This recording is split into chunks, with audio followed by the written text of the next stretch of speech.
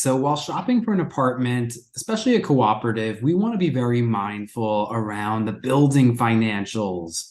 So while you're taking a look around, while you're out there, the questions that you're going to be asking the listing agents, you want to understand the building reserves. You want to know what that maintenance is paying for.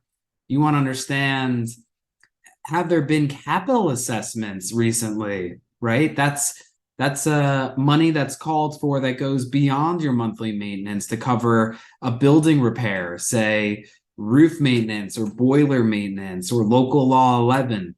How are these big projects in a red tape heavy city like New York City being financed?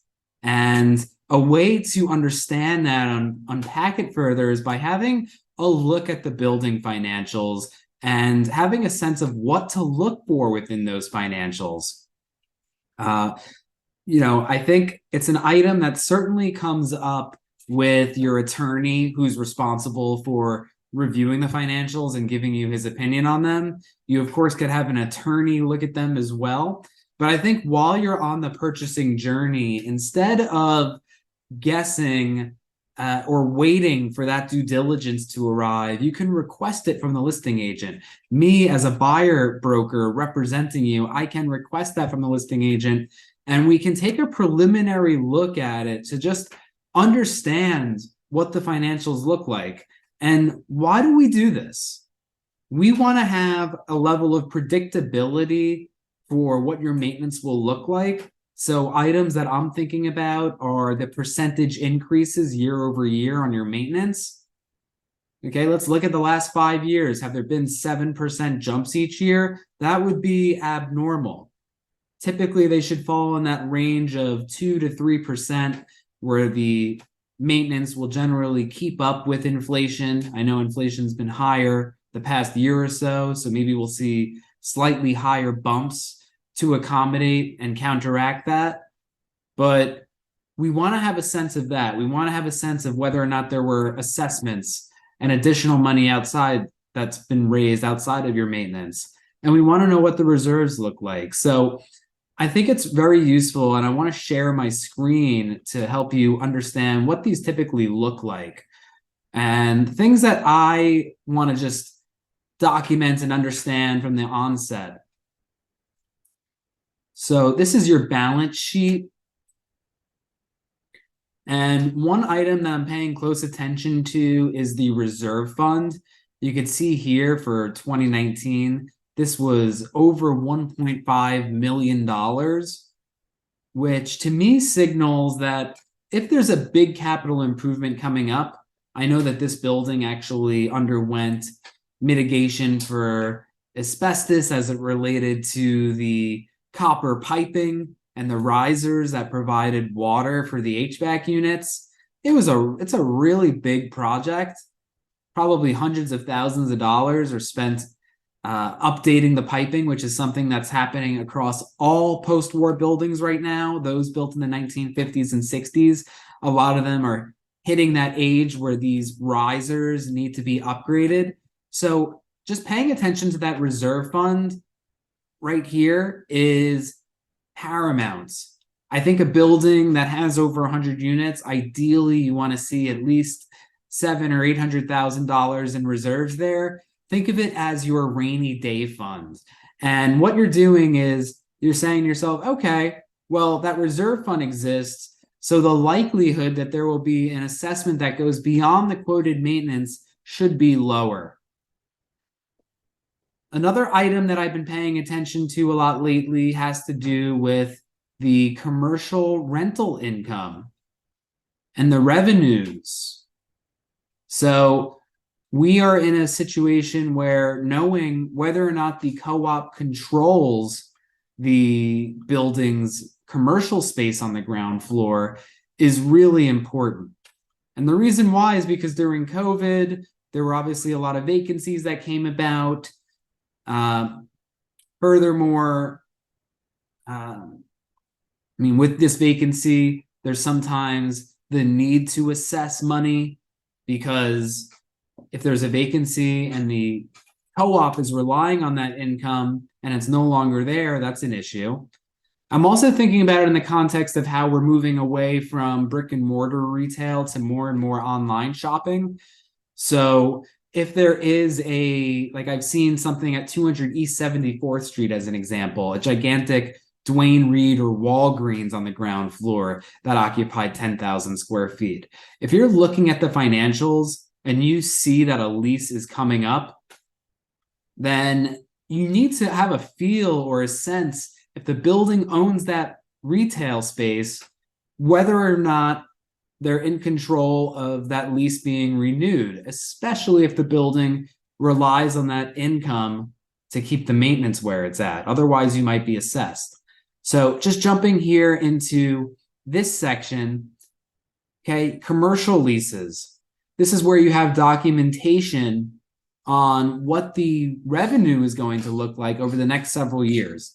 Okay, you could see that it declines from 2020 through 2024, but that probably has something to do with some of the leases expiring.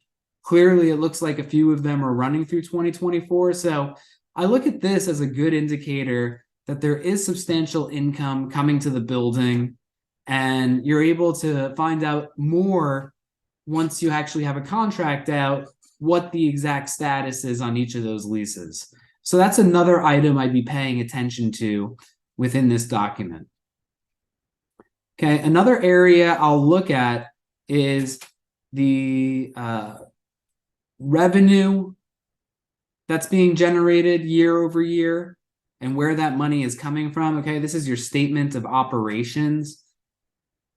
And you could see the maintenance increase from 2018 to 2019 by a percentage. The rental income seems to have declined by $35,000. Okay, there's a recovery of a real estate tax abatement. Okay, there are tax abatements for primary residents. And it looks like this building recovers that themselves before it goes to the shareholders. That's good to know. Laundry income. Okay, that's probably the rental of the basement section that for laundry that a contractor is holding to service and operate that room. And then the rental income. So here it looks like the rental income, maybe the building controls one of the units and it's just generating income that way. So that's good to know. And then just the cost of operations, administrative expenses. That might be the managing agent, what gets paid there to manage the building.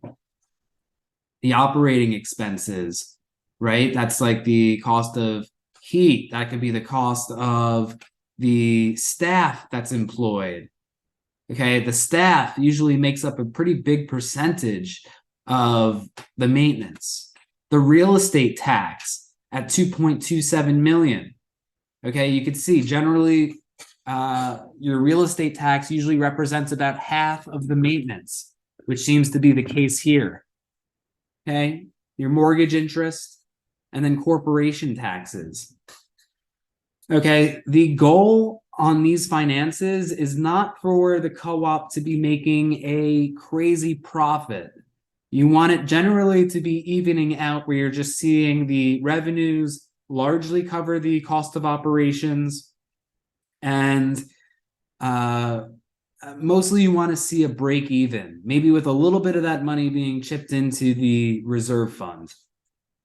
So just looking at this, I would judge this by saying that the financials are in pretty good order for a building, but beyond just looking at it yourself or with your broker, you're eventually going to have your attorney look at it as well and give you another layer of confirmation once you're further into the process and once you have a contract out and that formal due diligence period starts. But I think it's just really useful to be familiar with these documents so that you're not blindly negotiating on a building that might have poor financials.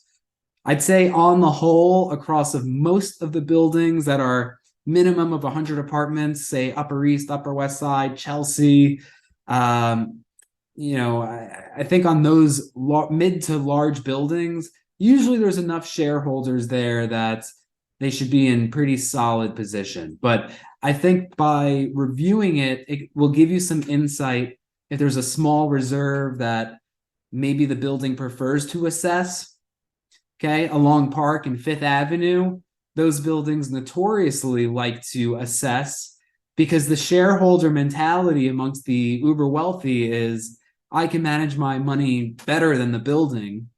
And if you guys need it, it's available, right? Because they have such a high application threshold to actually become a member of that building, that presumably the liquidity is there in the event that money needed to be assessed for a repair. But if you're looking along 3rd Avenue, 2nd Avenue, 1st, York, if you're looking along Amsterdam or Columbus, if you're looking at a building that requires 20 or 25% down rather than 50 or 100% down, you definitely want to see those reserves in place because it just adds that level of predictability to purchasing into that building. So hope this was super useful. If you have any questions, feel free to reach out to me, and I look forward to connecting with you. Thanks.